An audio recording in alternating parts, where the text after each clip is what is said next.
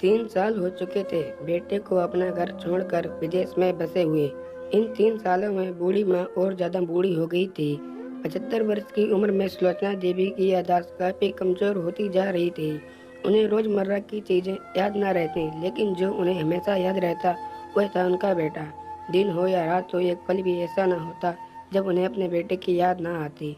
दूसरी तरफ बेटा था जो साल भर में एक आध बार अपने माँ को फ़ोन कर लिया करता और 2 मिनट से ज़्यादा बातें भी ना किया करता। फिर भी वह बूढ़ी माँ टकटकी लगाए अपने बेटे का इंतज़ार करती रहती। एक दिन बेटे का विदेश से फ़ोन आया। हेलो हेलो, सुन रही हो ना माँ? मैं अनिल बोल रहा हूँ, तुम्हारा बेटा। कैसी हो माँ? मैं ठीक हूँ बेटा। तुम, बहू और मेरा पोता कैसा है? माँ ने पूछा। सब अच्छे हैं माँ, मैं अगले हफ्ते गाँव आ रहा हूँ माँ तुम्हें लेने। अब हम सब साथ में ही लंदन में रहेंगे माँ। तुम्हारी बहू कह रही थी माँ को यहाँ पर लेकर आओ, बेचारी अकेली यहाँ परेशान होती होगी, बेटे ने कहा। माँ की बूढ़ी सूखी आंखें आंसुओं से भीग गई। उसके कमजोर शरीर के नस नस में खुशी की लहर दौड़ गई। बेटे और बहू का अपने प्रति प्रेम देखकर माँ का मन खुशी से भर आया। बेटे ने आगे कहा, माँ तैयार रहना माँ, मुझे ज़्यादा दिन छुट्टियाँ नहीं हैं। जिस से जितने पैसे लेने हैं लेकर रख लेना, तब तक मैं प्रॉपर्टी डीलर से बात कर लेता हूँ। घर के लिए माँ ने पूछा।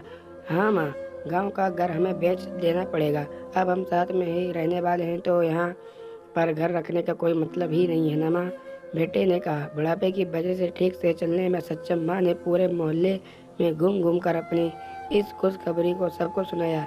सभी को खुशी हुई। सबको लगा माँ जी के आखिरी दिन अपने परिवार के साथ खुशी से बीत जाएंगे। घर वापस आकर माँ ने अपने घर के कोने कोने को ऐसा देखा जैसे वह अपने दूसरे बेटे को देख रही हो। देखे भी क्यों ना, उस घर को अपने बेटे से कम थोड़ी समझा था।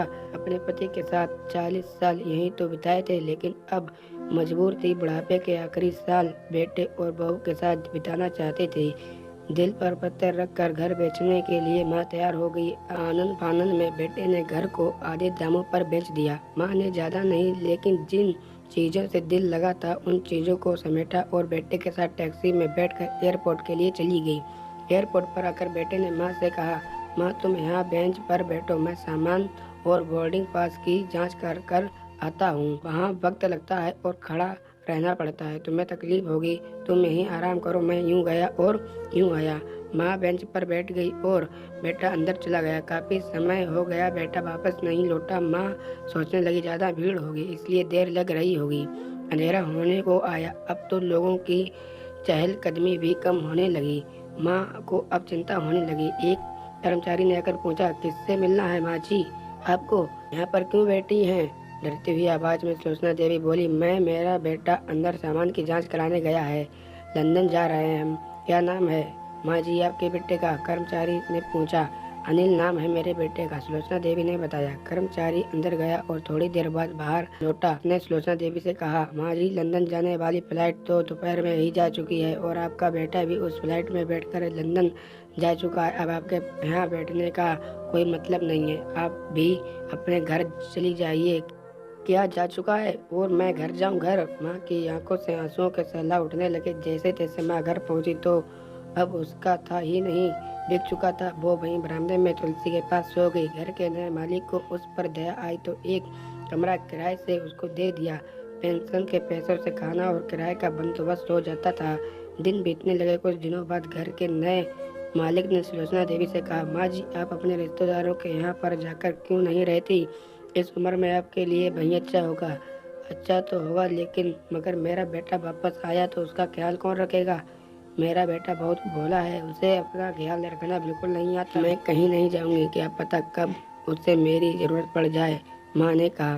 दोस्तों सच बता रहा हूँ, माँ की ऐसी बातें सुनकर मेरी आंखों में आंसू आ गए। किसी ने सच ही कहा है, भूत कपूत हो सकता है लेकिन माता कभी कुमाता नहीं हो सकती। दोस्तों आप सभी से हाथ जोड़कर विनती करता हूँ, अपने माता पिता की जितनी हो सके सेवा करना, उनके साथ कभी बुरा बर्ताव मत करना।